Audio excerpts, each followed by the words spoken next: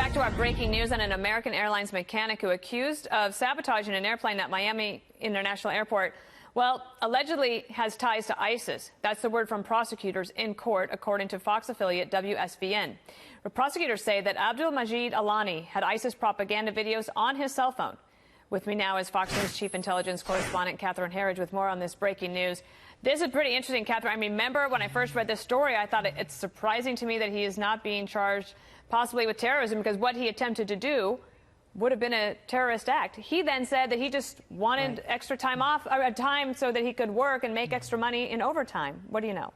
Well, one of the things we're learning, Dana, is that investigators have obtained all of his electronics. This is really like Investigations 101 now. They take the electronics, they do a forensic scrub, and that's kind of like an unfiltered roadmap for investigators to see what the suspect has been thinking and also what they have been doing. And based on the notes we're getting from WSVN, the suspect had on his cell phone terrorist mass execution videos, and what immediately comes to mind is ISIS. I think more significantly, he told a co-worker that his brother was a part of ISIS and that he had traveled to Iraq in March, though there's a discrepancy here. He later said that his brother had been kidnapped.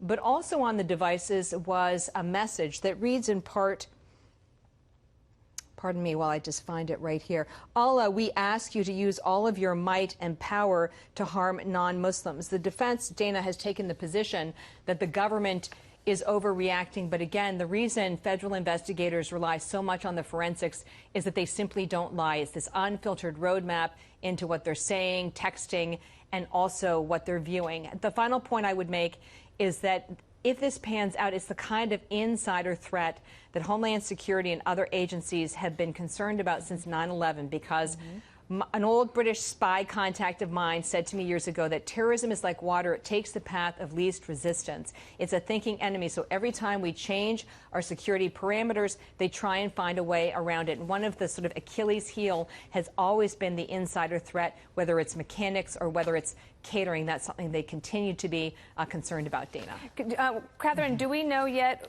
what is he being charged with now? Are they going to change that?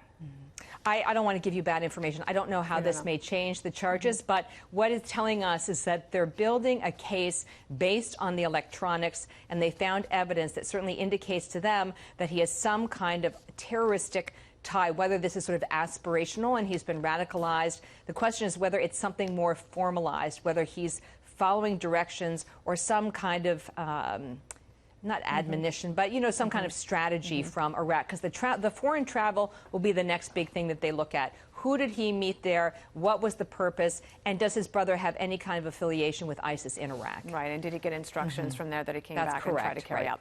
Understood. Catherine Herridge, thank you for that breaking news. You're welcome. We appreciate it.